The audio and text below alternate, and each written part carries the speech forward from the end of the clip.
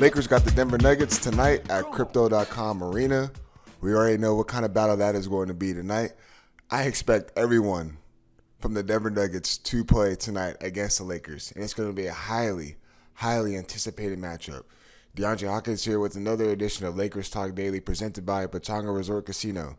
Play your perfect combination at Pechanga Resort Casino, the official Native American resort and casino of the Los Angeles Lakers. Skip the traffic. Head on over to Pechanga Resort Casino just off the I-15 in Temecula.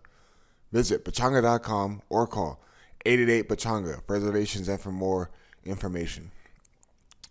Lakers, Nuggets, we know how this matchup has been these past couple of seasons.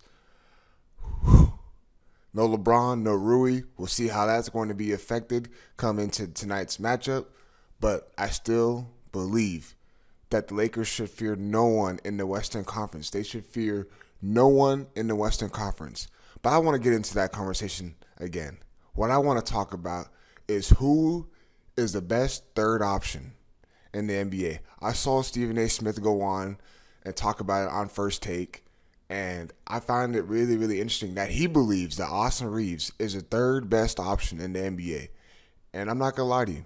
I was looking up numbers, I was looking up stats, and I kind of see where Stephen A. Smith is coming from as far as a statistical standpoint.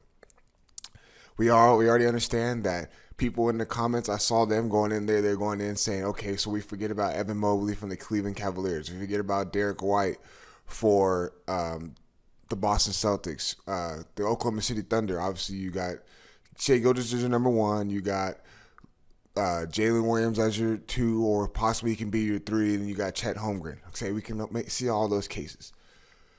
But Austin Reaves, what he has been able to do for this Lakers team, especially in a time where he had to provide a lot in the scoring column and be the main ball handler, primary ball handler before Luka Doncic arrived. You've seen his numbers grow. You've seen it go up, especially his production when LeBron James has been off the floor. We've seen him have a 40-point night, that game against the Indiana Pacers where he was going unconscious from the field.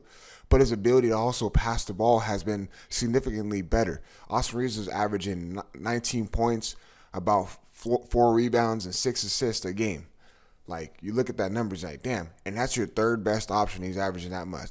I saw Evan Mobley's stats. He's averaging about 18 points, 9 rebounds a game, and about 3 assists. Saw Derrick White's stats. He's averaging 16 points, 4 rebounds, and 4 assists. Statistical standpoint, okay, like Austin Reaves has got this. Don't get me wrong, he has a lot of other things to improve on as far as defensively and being able to play on both ends of the floor. We understand that teams like to pick Austin Reaves apart on the defensive end, and I do believe he'll get better in that aspect of the basketball game. Evan Mobley, obviously, terrific player, been playing out of his mind this year. He's probably up there for most improved player. What he's able to do on the defensive end as well kind of gives you that people who think he gets a slight edge over Austin Reaves. And then Derrick White, we know how capable, what he's able to do on the defensive end and his ability to shoot the 3-ball. But Austin Reaves does everything offensively as well. Everything. This man can score. He's a 3-level scorer. He gets to the free throw line. His ability to see the floor and be able to be a playmaker as well, getting guys and creating shots for others to get open and score. It's just remarkable, and I see where Stephen A. Smith has come from. I do believe Austin Reaves is probably the third best option in the NBA, and I know I know you guys probably saying like, why are we even talking about this? Why is that even a good topic to talk about? It's because you look at the third best option, you see what he's able to provide. There's games where LeBron has been up and been out, and it's just been Luka and Austin Reaves, and he's been able to carry that load and to actually help the Lakers out in a significant way. We understand that road trip didn't go and pan out the way the Lakers expected it to be. But what I'm trying to come with, and what I'm saying is that your third best option, if it's Austin Reaves, you were in a great time. You have the great success to be the top in the Western Conference and improve night in and night out if Austin Reaves is your third best option. It was starting to get to the point where we're worried because Austin Reaves is getting to the point where, okay, he's doing too much. The workload is starting to get too much for Austin Reaves. Now imagine with Luka, LeBron, and Austin Reaves on the floor. He's your third best option. And then talk about the spacing, talk about the ability to create shots. If he's your third best option and he's able to space the floor out as well and create his own shot, and those guys are able to get looks as well, it's game over. It is game over, and that's where I feel Stephen A. Smith is coming from. Is that if he's your third best option, there's a reason why he's the number one third best option. Because look what he's able to do in helping LeBron and Luka Doncic out. And Austin Reaves has improved over the course of these seasons, and it's been unbelievable. But that's pretty much where I wanted to start this episode off, because I feel like it was a really intriguing conversation, because there's a lot of teams who are loaded, especially in the Western Conference. And if you guys feel like Austin Reaves is not the third best option in the NBA, let me know in the comment section. But I do believe that he is up there, and the argument can be made for him that he is the third best option in the NBA. I get it, Evan Mobley, Derrick White. I get it with Jalen Williams or Chet Holmgren if you want to intertwine the two. I mean, there's others. If you feel like there's others that are on the list, let me know. But I do feel like Austin Reaves has a slight advantage if you want to talk about all around aspect. But the Lakers are taking on the Nuggets tonight. We'll talk a little bit about that right after that. My partners at Pechanga give you guys a quick word.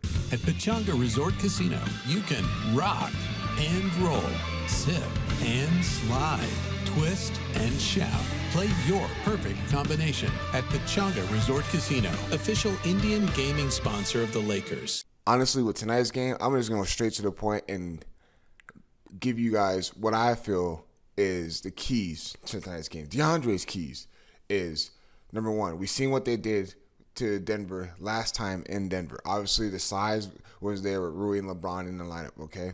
So now it's going to be a Finney-Smith and Bando game, meaning as far as defensively. As soon as Jokic catches the ball, I want to see the same thing that they did to him when he was bringing the ball up the court. I want Jared Vanderbilt picking up 94 feet, making it work, denying the ball, and as soon as Jokic catches on the other end of the floor in the half-court setting, as soon as he catches it, need to double him at all times.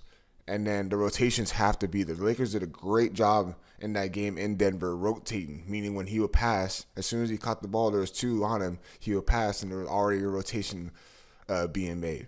So that's number one, is making Jokic work for every single bucket. 94 feet, pick him up. Do not let up. Do not blow an assignment. You got to stay attention to detail. Number two, don't settle for the three ball. Get to the paint, get fouled.